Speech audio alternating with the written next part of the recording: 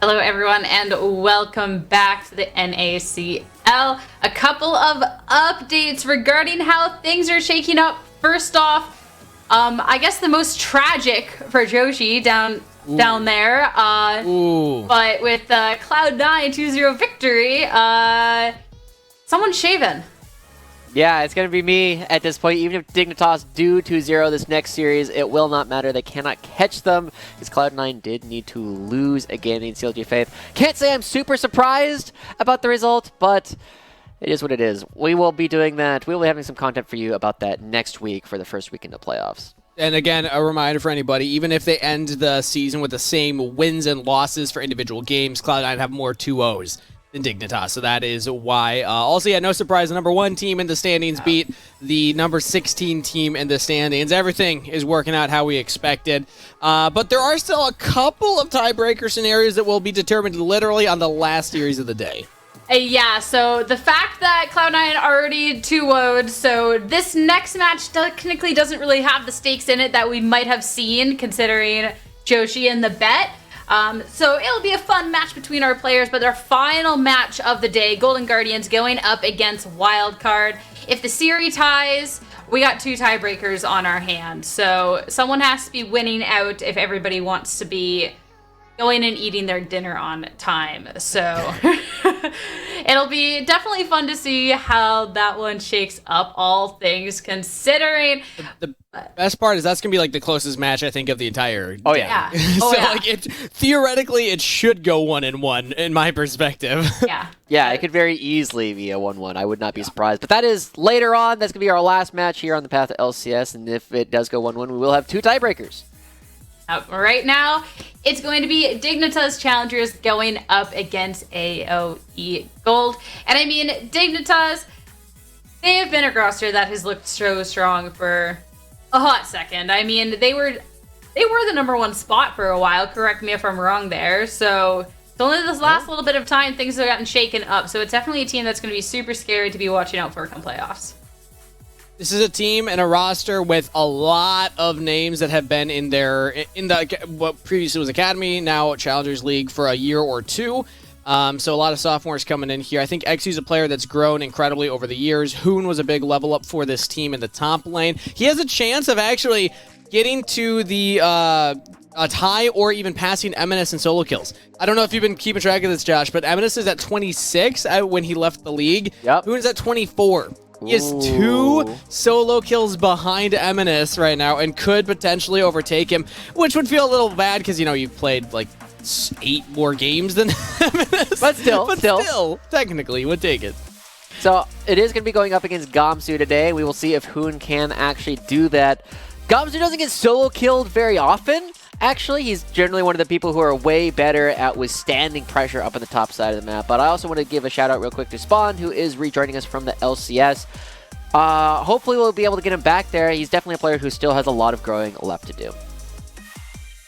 And as we look at some of the tape of this team too, it's important to note a big part of how this team operates and kind of what we want to pay attention to with this team overall will be how the top laners interact with each other. There's a reason I bring up Hoon and how many solo kills he's gotten. Solo kills is the fun stat. The actual importance of Hoon is how much pressure he can draw on the map and how hard it can be to actually punish this guy. When Hoon is on, he is on. This was like one of the coolest matches that we had all split when Dignitas and Cloud9 1-1'd each other and they were at the top of the standings and it built up this whole legacy between the two that got the bet going with Josh and Eric, or Deserix and Joshi rather. I keep doing first names. But like, look at what Hoon's able to do in situations like this. Like he buys so much time and can still turn around insane plays.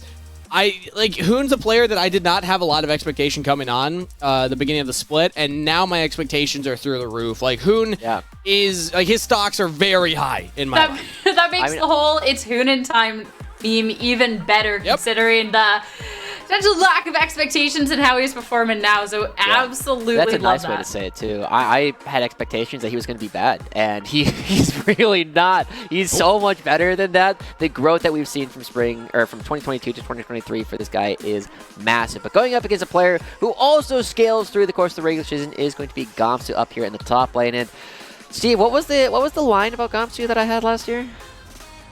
I don't know about you, but I'm feeling Gamsu. I don't remember. Ooh, that's too recent. That's 2 days Submissive ago. And Diveable was the one that we Oh, Gamsu is a player that has so many people go for dives against him, and he is so good at turning them around, making sure that he does not give anything up. So good at withstanding pressure, and one of our best tank players that we currently have in the league is going to be going head-to-head against Hoon, and it might really be a difference of how strong Hoon's laning phase has really become here for AOE.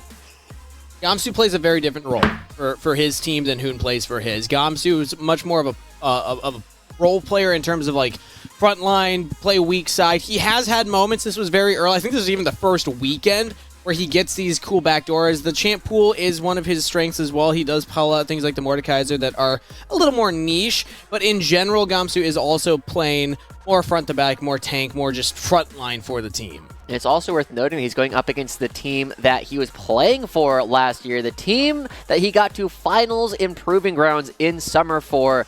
They choose to go with Hoon yet again, so this is an opportunity for Gamsu to try and showcase what he can actually do. That maybe it was a mistake, and Gamsu still has lots of growing to showcase. So, we'll get to see what Gamsu can do. We are in late regular season Gamsu. He's still powering up, but I'd say he's probably at 70 to 80% of the power that might expect to see throughout playoffs. Ooh, you still think there's room to grow? Yeah, the big story from last year was that Gamsu was even getting like LCS time. It was this return of Gamsu. It was like, he's back, Gamsu's in the league. And then, of course, the performance just wasn't there that Dignitas was looking for. So now he's getting an opportunity to go up against the guy that's stuck around with the org and was invested in by Dignitas. If Gamsu can win this, that's a big chip off his shoulder. Feels good about that one for multiple reasons. I love that sometimes the top lane's the one that gets forgotten about going on in a match, but I'm hoping that there's going to be some scrappiness, there's going to be some fights, there'll be something a little personal going on up in that top lane as our draft is ready and it's time to head off. Thank you, Sierra. It feels like top lane, it's like, we have a lot of fun stories, but the meta just never suits top laners. Yeah. I feel bad for him. There's another one that we haven't even talked about. Darkwings also played for Dignitas last year. In spring, another player that was dropped from the roster. We'll talk about that a little bit more. I expect that one to be a little bit more one-sided for Dignitas Challengers, but somewhere where I do think AoE does have a potential advantage is in the laning phase in the bottom lane. Lynx and Skytech have been one of our best 2v2 laning bottom lanes in the entire league, and one of the criticisms that people have levied at Spawn is for all the things that he can do later in the game, for his great positioning there, he's not a great laner, and this is definitely an opportunity for Lynx and Skytech to try and bully him around, even with Diamond, one of our other really strong laning supports. Yeah, and not getting the exact word from the org, but that's what we saw in LCS, was Spawn was often struggling the most in lane, and was too far behind to really show where his strengths lie. And if Lynx and Skytech are able to bring the level of aggression that they have been showing throughout the split, could be in a rough position here, too, because stylistically, I would be leaning Lynx's way as well. I do agree with you there. So let's see what they're going to draft for themselves. Lynx, Skytech banning away the Ashe and the Caitlyn, and then Gragas taken away. Rakan, Senna, and Sejuani banned on Dignitas' side. So Dignitas go for a blue 1 Annie lock-in. Yeah, right off the bat. That says to me it's more likely to go over towards Diamond than Insanity, but of course it is flexible between the two roles. Also taking away the Rakan, this has been the Darth of Annie, right? Rakan is just so good at punishing Annie at level 1, especially when paired with the Xayah, and so not having that available does give Annie a little bit more safety even up against the Thresh. 3 games in a row, we get a Felios Thresh locked in, and I think that... Oh, wait, no, it's not going to be any support. It's Blitzcrank and Jinx. Okay, is this just game 1 of Immortals FlyQuest right now? We're running it back a little bit here. Little bit. We do have the Annie coming through, and so this will give Darkwings a lot of freedom to kind of see what it is that they want to do, because they know what their matchup is going to be. Now, Annie has typically struggled against things that outrange them and don't care about the burst. Like, you get the burst down, and they're like, well, that was cute. It's my turn. And those two kinds of champions tend to be very difficult for Annie to deal with. Darkwings definitely plays more of the ranged archetype than the counter burst kind of play. Yeah, I'm surprised that they didn't just go for something like an Azir early on. That's one of Darkwings' most popular champions, and like you're talking about, the range can have some strong range options, is more susceptible to the burst though. So they're going for the Vi instead, more lockdown, more ability to dive. And a decent amount of pick potential now between a Vi and a Thresh. If Vi locks him down, Thresh can follow up pretty easily with that death sentence. But, I mean, the same thing's true on the other side, right? Annie's stun into Blitzcrank Cook is tried and true. Lots of opportunities for both sides of the map, too. Season 1 combo right there. True. Dang. That's true. Yeah, both those champs were on release. The only ones so far in this draft, actually. Gragas, Lee Sin were both technically Season 1 champions. Caitlyn, maybe? I don't know. We're getting down a rabbit hole. The big thing as we start looking at this once again is how it is that the top lane is going to be shaking out. It does look as though Gamsu will be receiving counterpick up against Hoon, but we also know how oppressive Hoon can be. And with his Lee Sin ban already coming through, it kind of says to me that Gamsu might be looking to grab a Fiora. Ooh, and that would be a different look for Gamsu necessarily than that kind of front-to-back tank style that I had initially been setting up coming into this one. I wouldn't hate it. I mean, if you're Gamsu and you're trying to show off that, hey, they picked the wrong top laner to invest in, if you can style on him with a carry, that feels even better than just playing weak side and absorbing as much as you can to showing up for the team fights. Even though both are valid, both are important. You know, it's good to have the flexibility and do both. And so we'll see what it is that they actually pull off. Dignitas, we're thinking the same thing, banning away the Fiora from Gamsu. I'm honestly wondering if we see a Scion right away here. This should be Darkwing's counterpick, though. Azir seems to be the most likely thing to be coming out from AOE. They could also go for a Victor, but Victor can really struggle in the laning phase against Annie. You have to be very good at trying to range out Annie's stun. I'm wondering, yeah, I would like the mid lane matchup first. Okay, here we go. This is something that can, you know, kind of keep Annie at bay with the range. Unless Annie has flash, she's probably not going to get an engage range of you too easily. You can also zone Jinx pretty effectively in fights.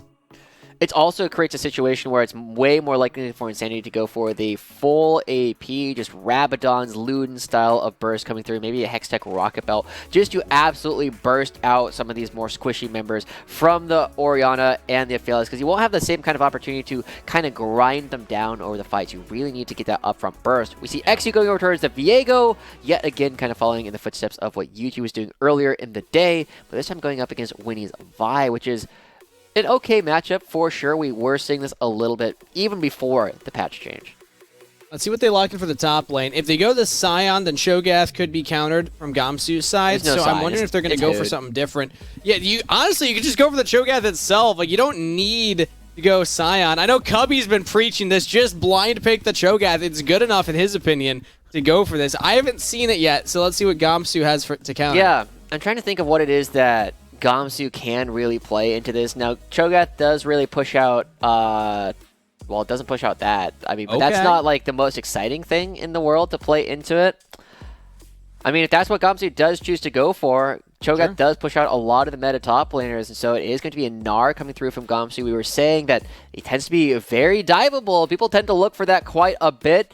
These are two champions that are very good at diving mini Gnar, so the thing that Hoon needs to do is they need to try and proactively trade, use the fact that they have a lot of extra sustain early on the lane to make sure that Gamsu goes Mega before the dive happens, or not trade at all, in order to make sure that Gamsu is nowhere close to Mega for the actual fight. So it's a very interesting situation where you can expect Hoon to be trying to be very aggressive. I love how the Gnar, one trick, or previous Gnar one trick on the broadcast is talking so much about the top lane matchup, when we both know junglers are not going top lane for like the first 15 minutes of this game. So, but I'm happy that you know, at least giving their story for them. I'm looking at the combos for the teams right now, getting into game number 1 here. Vi Orianna, very solid, easy ball delivery system, easy to execute. And I'm looking at a Jinx with not a lot of peel. I'm looking at an Annie that can get blown up as well. So the carriers on Dignitas Challengers need to be careful, because AOE do have a very solid and fairly easy to execute combo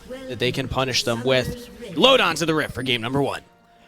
As we already are just running on out, Dignitas trying to find a way in. We saw some exciting plays coming out earlier with the Joey Blitzcrank trying to find something. Another blind hook, not finding anything this time as Gamsu has moved back.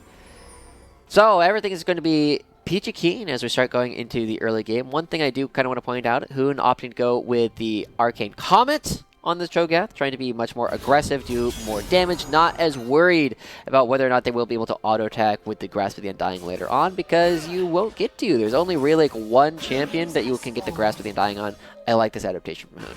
Also going for the Doran's Ring, so you have a little bit more mana sustain, as opposed to trying to absorb the ranged poke of the Gnar, so maybe is this... actually, what does Cho'Gath max? Is it Q max regardless? It really depends on the matchup, right? You can actually max any of your abilities depending on how you do want to play. In this matchup, you tend to go W first, is what I found to have the most success with, as the hook lands.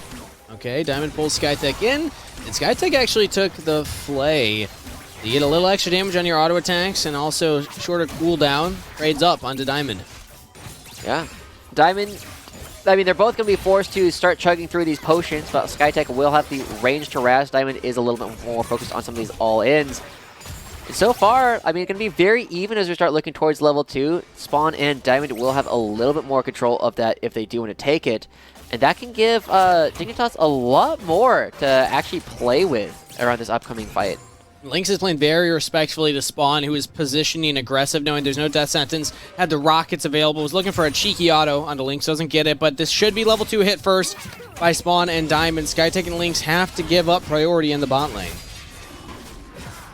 And that's not the worst thing in the world for an Aphelios and a Thresh. They will scale very well into the game, but still showcasing how effective Diamond can be early on in this lane as somebody that was praised as one of our best laning supports. Now that they are both level 2, it becomes a lot more dangerous for Diamond. You can already see that Skytech trying to play around this minion to try and bait out hooks, looking for these opportunities to counter hook. If Diamond doesn't have the hook, or even if he does, and the death sentence goes through, I'll get back to that point, because XU's going for a gank right now. Insanity sets it up. Darkwings flashes from the second stun. Come on, Lawrence. I thought you and Isaac were buddies. You just come here and try and take his flash right away. Already coming through. I mean, XU is committing quite a bit, whereas Winnie going for a little bit more farm, but it does give a lot of priority, and you see that Spawn and Diamond can choose to move to help out XU's invade. Ooh, Winnie's actually kind of low right now, so XU pushes him off. This is twice that we've seen Viegos go for early invades. Very strong duelist, especially when you have the red buff. And Winnie's going to have to respect this. Even Diamond's linking up with XU. They have a ward down. They know that Winnie's on the buff. Do they go for the dive or do they push Winnie off? Looking like the dive angle. Diamond flashes in, pulls back Darkwings, who had no flash. So first blood to XU. Season 1 combos, baby. Going through. Flash forward. You don't even have to flash forward in order to get the stun down. Just getting the max range. Darkwings gets stunned. Diamond gets the flash in. Very easy play. At the same time, there's a lot of damage on Gamsu. Yeah, he should be able to get away. He's just fine. He's all right. Yes, Insanity's feeling really good. He's like, yep, my jungler traded flash for mid laner. My support traded flash for the kill. Oh, look at that cinematography. Dude, on Ori's head, too. I didn't even know that that was how that worked. Just covering it out, kidnapping them, taking them into the van, easily going over to XU's pockets, and that will give them a lot more power to play with as we start looking towards how Viego can scale into this game. If you snowball on Viego, people might have forgotten how well this character can take over a game. We definitely saw it with Shaden earlier this split. He's down a little bit in the clear speed. Oh, they're just going for it again. Diamond is here twice. Oh, just waits it out perfectly. Darkwing should fall. Oh, the last second damage. He's alive. All right, Darkwings barely lives the gank number 3. Yeah, Darkwing's really getting put through the slammer a little bit. I mean, Dignitas didn't quite layer their crowd control correctly, but look at the fact that Diamond is still here. I mean, so is Skytech. I think Darkwings is fine, even with Winnie. He's walking up. Insanity thinks he can just do it himself and gets punished for it. Winnie gets the kill this time. All right, David, that might have been a bit much. There's a pretty big wave there. Trying to find the stun, not going to be able to do it. That is going to be a punish, so even though Dark Wings has been having a lot of pressure put onto him, he's actually up in farm. He's doing a good job. He's actually traded evenly at this point, and so Dark Wings, a player who we've kind of criticized their laning phase so far. He's got ult. Oh, the rupture misses. Oh, now he might die, actually. Uh-oh, that was a misplay from Hoon. Gamsu. Oh, the boomerang's not enough! Dang. Yeah, that was a surprising dive that Hoon actually goes for, but if he gets Gamsu's flash, doesn't have to spend anything in return, hey, it's all worth it. AOE down here on the bottom side, though, starting up the Dragon. They have a little bit of prio, but Lynx is also kind of cut out. Ooh, Death Sentence lands. Dark Passage in, Flay back, and with no flash on Diamond, his Blitzcrank is in a world of hurt. Spawn and Lynx in a little bit of a 1v1 while XU saves the support. Winnie does not have a lot of backup. Spawn, as the Jinx is just between everybody, but that's the safest place to be right now. Flashes forward, one more auto onto Winnie, might just get the kill. There it is! Spawn, well played. Yeah, Lynx was not able to participate in that fight at all. AOE trying to make this play happen early on. They are the one who's ended up giving over a kill. And Spawn, I mean, we were saying that his laning phase was probably going to be a little bit rough into Lynx and Skytech, but the way that they actually move around, it has been Dignitas. Even with Diamond out of the lane for so long, Spawn is still up ahead. This is shocking that Skytech and Lynx are still here. Maybe they thought they were sticking around on the Dragon. Or it's just XU. As Dark Wings gets the pullback, Death Sentence misses. Lay lands though, they see XU trying to get on top of him. Lynx gets the kill. Insanity flashes forward to trade one back, but you're definitely going down now. Insanity getting very aggressive as Lynx picks up a kill. That was maybe not worth from the Annie. Very, very odd stuff coming through from Insanity on this Annie so far. It doesn't seem to be something he's most comfortable on, and Darkwings is actually kind of slamming him. I wonder how much caffeine David had today, because I mean, I remember last time he was making plays like this, he was playing up against a Menace, and he was saying, I think he's letting me hit him because it's making me miss CS. Insanity, definitely not what we remember from this player. Going forward, being very aggressive once again onto Skytech, gives over a kill. And just as we were looking at how Lynx and Winnie gave over a kill to Spawn for free before, it's Insanity's turn to give the favor right back. And he almost didn't get that kill. The final auto was enough damage, but just barely. So now it's 3-3 on the scoreboard. Still a gold lead to Dignitas.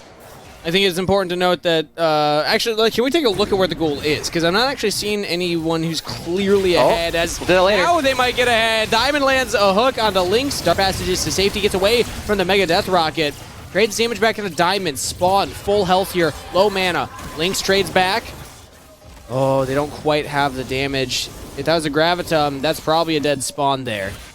Yeah, Spawn had no mana for most of that fight. Not going to be able to do rockets for quite a bit of it. Losing out on a lot of damage. And AOE finally confident enough to actually start going for this Dragon. Yeah, the goal in this game is going to be all topsy-turvy based on who actually has been picking up some of these kills. And that's part of why you see XU on the far side of the map going for this red buff. You have to think a little bit back towards the fact that the second gank, or maybe it was the third gank, where they end up changing their crowd control a little bit incorrectly, kind of puts Dignitas in a really awkward situation where Insanity was relying a lot on them picking up that kill in order to kind of go even in this lane. This is a really good lane matchup for the Orianna just because you can outrange the Annie. And because Insanity has no flash here, Darkwings just has to play a little bit farther back while he waits for the wave to come in. XU's walking up. Darkwings does have the flash.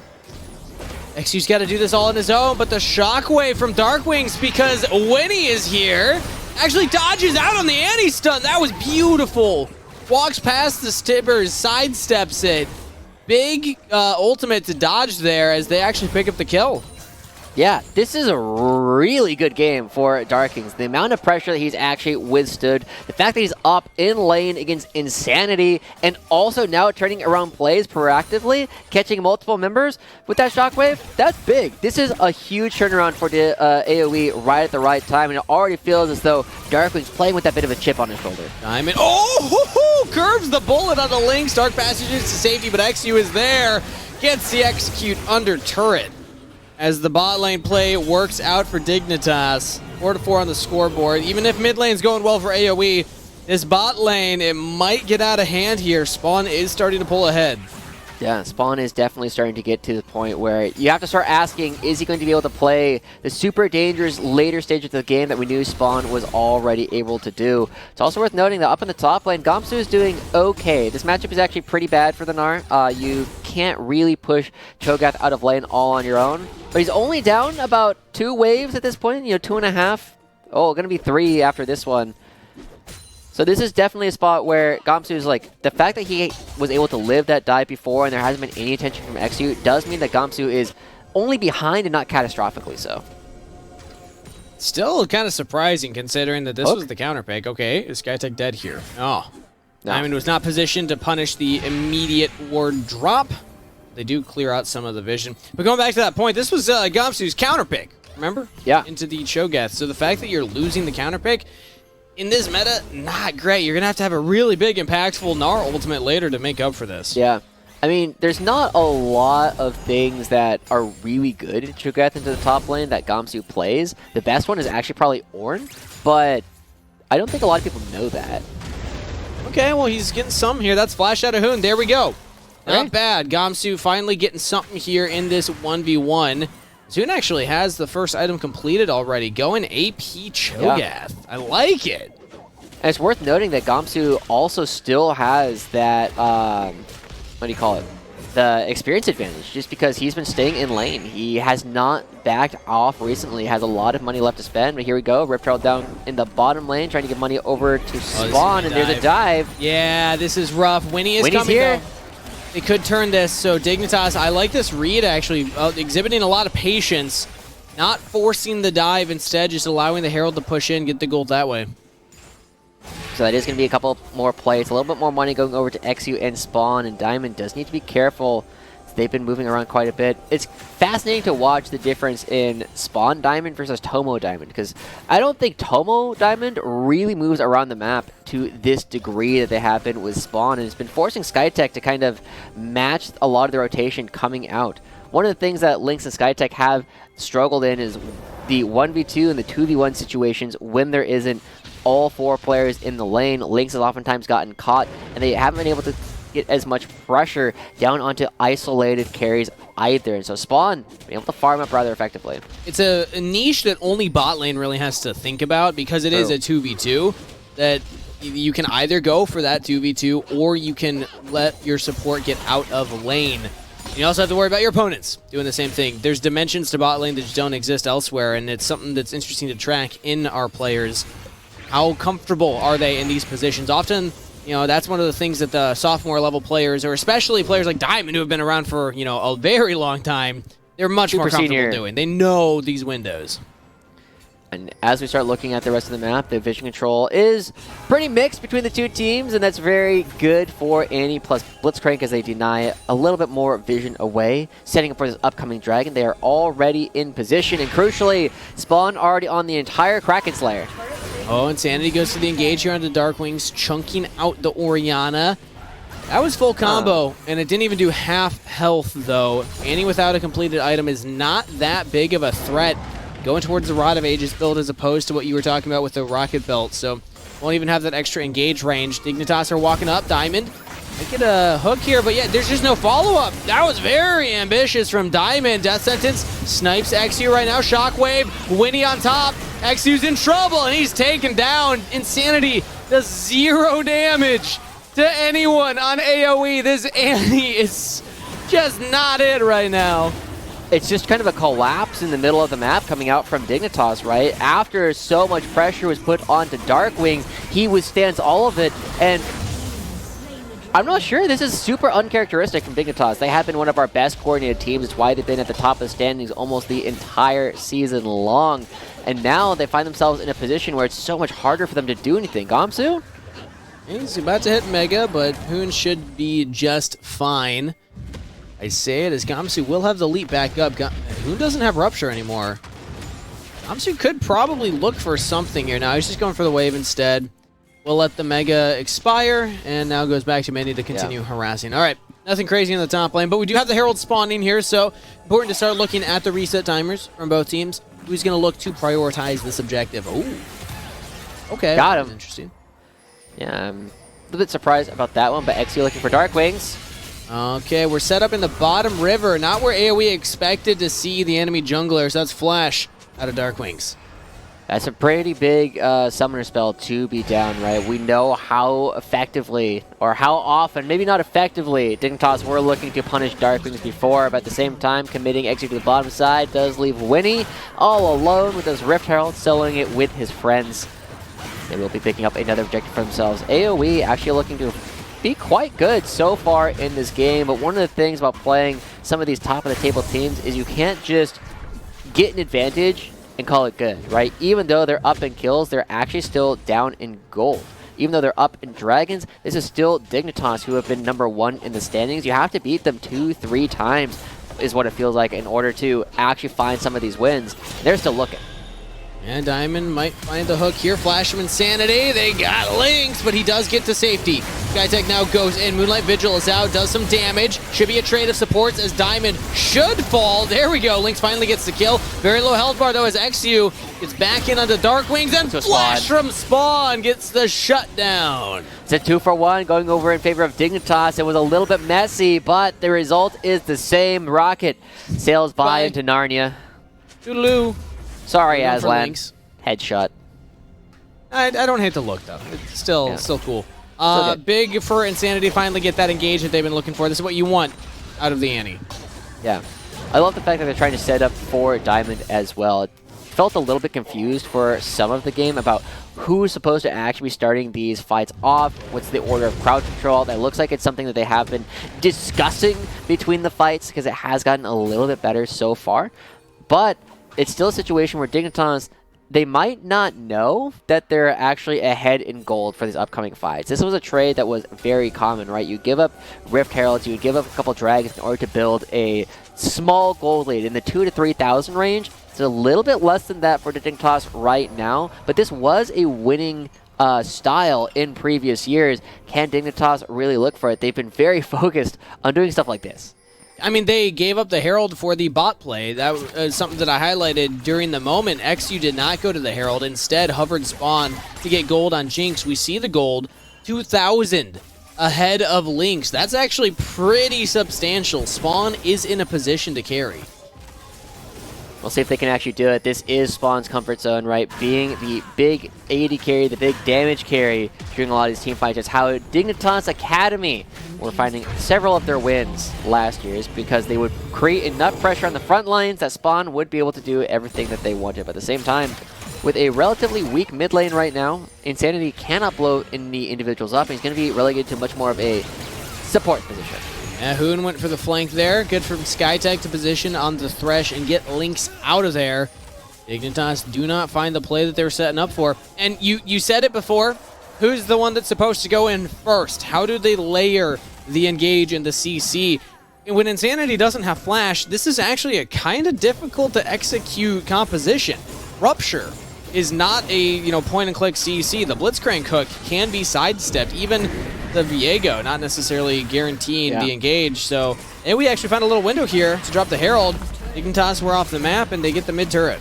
Yeah, I mean, Dignitas, they were trying to make a play on the mid lane before. At least they stopped the second crash, but as we look towards the next Dragon, oh, Gamsu. Oh, is this going to be a solo kill? Hoon stunned into the wall, and Gamsu does it! That is the counter pick that I was expecting.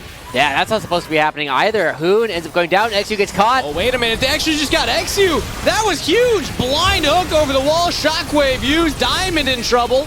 Nobody falls though, XU and Diamond barely get out, and Winnie even survives through the Ignite. A bit of a scrap in the mid lane. And AOE, they're just coming out on top in the side lane. They're coming out on top in the mid lane. The Dragons are going to be going over to them as well. Looking to topple Dignitas from even trying to contest for that #1 spot. It is worth noting because Cloud9 did win both their games. CLG Faith falling 2 games in a row. Dignitas cannot get first place, but they do need to be careful. Let me double check. I think they are still secure in their ability to get second. But doing so on a strong note is a big deal. Yeah, they're currently 2 games ahead of 100 Thieves. They only need to win 1. Oh no, they already got second. 100 Thieves have no games left to play. Yeah, 100 Thieves have finished up. Fear finished up. LCS Challengers finished up. There's a lot of teams that have already finished, and they're also 3 games ahead of Golden Guardians. So even if Golden Guardians 2-0, they can't take it. So they're locked. Dignitas are the second seed. But still, like dropping a game to AOE this late in the season would not feel good, so they're looking to turn it around. They're going for these deep hunts onto AOE's jungle, not finding anything this time around, but I think that's what you got to do with this kind of composition, is try and catch out members that are isolated. Yeah. Oh, speaking up, you just kind of run in there. Death sentence onto Diamond. Hooks got him. Lands onto Lynx. Where was the front line? Oh, the AD carry just gets pulled back in. I mean, that's definitely a spot where it's like, hey, that one's on you, buddy. You gotta make sure that you're dodging too. I can't just take that for you because Skytech would die. And now Dignitas turning over to the Baron. Remember, they still have the Super Smite coming through from Hoon's Feast. Does more than the smites. They're on it. Insanity even watching the flank, but AoE, they're just going to walk in through the mid lane. Hoon's taking a lot of damage. This is AP Cho'Gath, not tank Cho'Gath, so actually cannot sustain all of that. Insanity already threw out the Tibbers ult. Did not land the big engage, and that means no Baron for Dignitas, so the kill onto Lynx felt good. It looked cool, but doesn't actually amount to anything. Yeah, it's definitely, you know, just a kill, right? And to quote Magical, a kill is a kill, but it's more about what you get after the kill that matters. They don't really get a whole lot done. Hoon does have the Stone Plate now, but we can take a look at the solo kill yet again, and yeah, it just feels like Hoon was too close. As we also get the look here, it starts with Skytech hitting this blind death sentence onto XU. I think he was looking at Diamond, and XU just sees the one punished for it. Yeah. And as they start going through, I mean, this is just definitely a situation of the fact that Dignitas keep everybody alive is pretty big, but still losing a third dragon, now being forced to fight for upcoming souls is definitely not a position you want to be in. It is worth noting that Hoon has maxed out on minion and monster feast stacks, so it definitely feels surprising, right? We were talking about whether or not Hoon was going to catch M&S for #1 solo kills. Yeah. Gamsu solo killing him is not really on my bingo card. I don't think it was on almost anybody's bingo card, but Hoon went for a bit of a ballsy dive previously. Now Diamond's looking. Diamond's running in. It's a pullback on the Skytech. Has the stasis available, but Dignitas, through their Blitzcrank support, are finding pretty impactful picks now. They didn't get much for the first one, but now this time, this pressure gives them a lot of control over the top jungle here. They get the mid turret, and they can push into this tier 2. Yeah, I love the play. I love the look coming through to see if they can find a stun or a hook onto somebody by charging forward, trying to abuse the lack of vision that they are expecting. But here, oh no, Insanity's on their team. He's got flash. Insanity has the engage, just throws out the Q stun on the Gamsu. There's no follow-up. Yeah, he also just doesn't do any damage of his own. We'll really need a Rabadons in order to really create some opportunities there. With a minute and a half left on Dragon, everybody on AoE will be alive, and as long as they don't have to use any of their flashes beforehand, Lynx and Darkwings are relatively safe trying to line up against the Dignitas roster. All 10 flashes currently available. That's going to be huge for AoE. The one person that doesn't care about that nearly as much is the fact that Spawn, we've been kind of quiet about him. He's already on 2 items. He's got the stopwatch available to cancel out one of Winnie's ultimates. Going to be backing, probably getting a Zeal here as well. Will be shredding apart the members of AoE if it is a front to back. Yeah, Zeal picked up. Look at Lynx. Heading towards the Dragon, which is spawning in 45 seconds. This could be a big deciding moment in this game. It's soul for AoE. It's Dignitas lengthening the game if they get it themselves, allow the Cho'Gath and Jinx more time to continue scaling. So the setup here will be very important. Yeah. It's worth noting that while, yes, Jinx is never bad in the game, this is when Jinx is at their strongest. Ooh. Yeah, putting more points in traps tends not to help you very much as the hook does go wide, and it's only 3 members here. When he's jumping onto Diamond. Throws out the ultimate, death sentence in. That's a good pick for AoE to start things off. How do Dignitas want to respond? Insanity's over the wall, has the flash. Tibbers just throws it down. Skytech's out, and Dignitas, being a man down, are not worried. They continue moving forward as Insanity flashes, looks to follow up, does not have any CC set, now does. AoE, they don't have their support, neither do Dignitas. Means it's going to be a more traditional fight here as they look to reapproach. But Spawn's low on mana, that means no rockets. Now they gotta wait for Gamsu's Mega Nard to disappear. Early.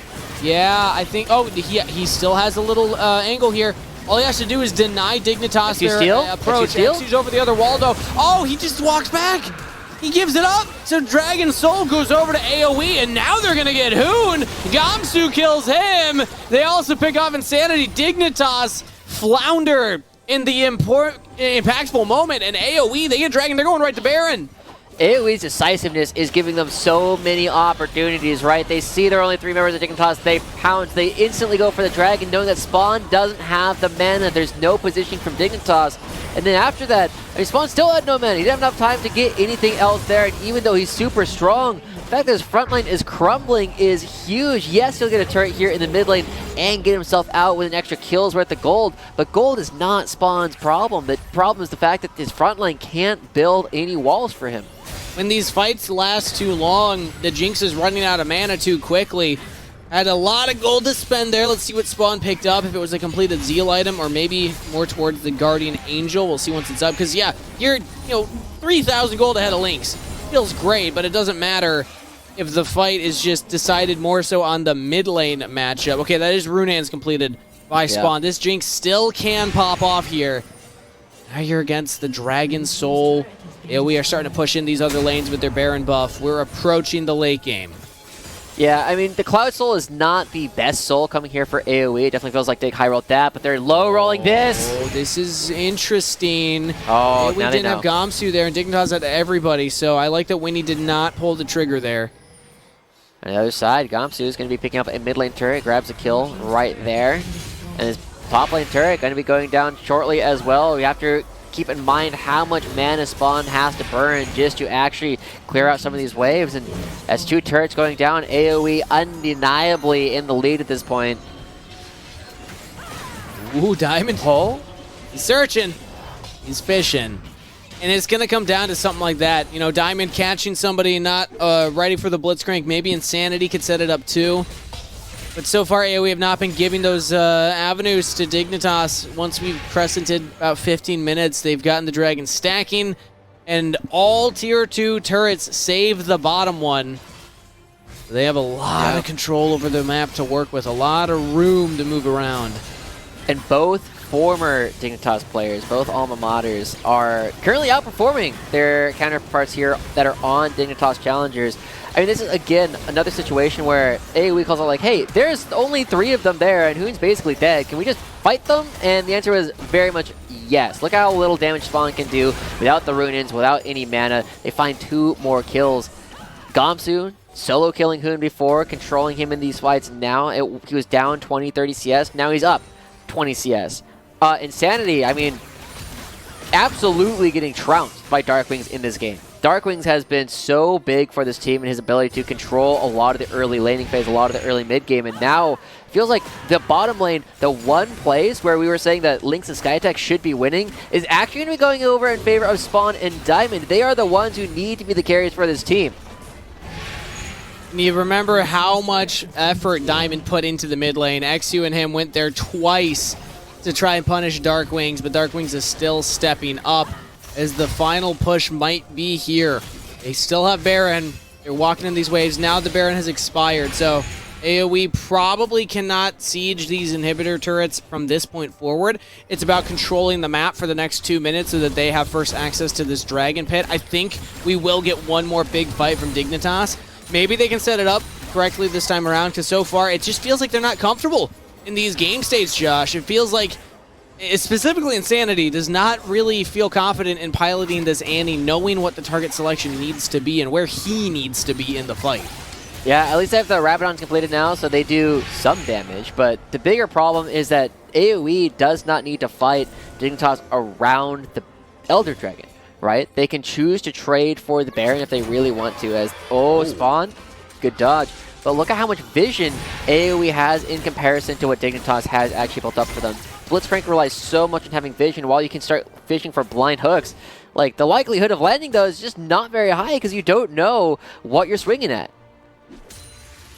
Also tough to do it when you do not have vision control. We see all the control wards dropped by AOE in the jungle right now. They can see all these access points. Pretty much anywhere that Dignitas need to go to get into the top or bottom river, AOE will spot them on that approach. So AOE are just working with more information right now. Dignitas, the threat of a Blitzcrank is much less if you know where the Blitzcrank is. True. And you can appropriately play around it. At least Dignitas are now starting to take a little bit more vision control around Winnie. The only person here not going to get punished at all. But Dignitas, they need to be here first. They need to create some space. And the fact that they have all their inhibitor turrets up still does give them some opportunity to play around. And it looks like we are going to go for an NA ram here to potentially end the game. Dignitas, I would have said that they were heavy favorites coming into this one, but it looks to be a potential. You cannot trade objectives, you guys. There's not enough time. Well, I mean, I think there is. There's 30 seconds between these two big You do Elder objectives Dragon spawning. faster. You do Elder Dragon before the Baron even spawns. Yeah, so AOE, they actually do need to approach this. They've given Dignitas full control of the access point. Right now, AOE have control over the mid wave. Most of them are clearing out these waves. Maybe Winnie can find something here. Oh, they got Winnie. He pulled over. Diamond finds the pick. Gamsu with the big engage. Let's spawn, Will that be enough? Junglers traded back and forth. Hoon in a lot of trouble as Gamsu is still alive. Had the stasis available. Annie Tibbers is actually tanking up all the death sentences now. So with junglers down, I don't know if either team goes for a big objective. Dignitas, they're going to wait for Hoon to teleport back in. They do not have his Feast, but that is going to be a lot of control that they have. Both teleports come out. Oh, Skytech was positioning to try and punish Hoon, but Diamond read it and pulls Skytech in. So now Dignitas, they have a champion advantage. It's a 4v3. Diamond is low, Hoon fairly low as well. Insanity's trying to get this Annie passive stacked all the way up. Look for a big engage. Gamsu's trying to get another rage bar. This would be the second mega of this fight. Nobody sees Insanity. He doesn't have ultimate though. The threat is low. Hoon has his ultimate up. I feel like Dignitas have to flip this. And he's coming. Hoon Feast is more than a smite right now. So AOE cannot allow Dignitas to keep hitting this for free. Xu's here too. The fight continues. We're still set up for the objective. It all comes down to this. Gamsu's Mega is going to run out. I think that'll be Dignitas' time to strike. Skytech is on his way back. Insanity ult is almost back. Gamsu's mini, but Diamond and Hoon are still low health. Like, they're not healing up. They don't have any Ocean Dragon. They don't have any Warmogs. So this is a health bar advantage to AOE. Now they start up the Dragon. This is a very awkward game state for both of these teams. And Gamsu, he can start trying to stack up the rage again. There it goes. Winnie's now. We're doing a yin-yang. Winnie Ring around the rosy. baby. If he can get onto Spawn, Spawn has no flash, has the cleanse, but if Jinx dies, this game's probably just over. Moonlight Vigil lands onto Insanity. That's the Annie picked up. Tibbers didn't go down. This is huge for AOE as Gamsu gets the engage. AOE with the flanking Vi and the pick on the Spawn and Insanity set up by Lynx on the Aphelios. They win game one in a banger of a finish. Wow, AOE, I mean, the former Dignitas players outplaying their counterparts today, and Lynx at the very end, while we weren't looking at Lynx and Skytech throughout this game a whole lot, they clutched up at the end. The ultimate catches out the one player they need to. And AOE, I mean, this doesn't move them around a lot in the standings, but it is absolutely a big confidence victory to take down the current number 2.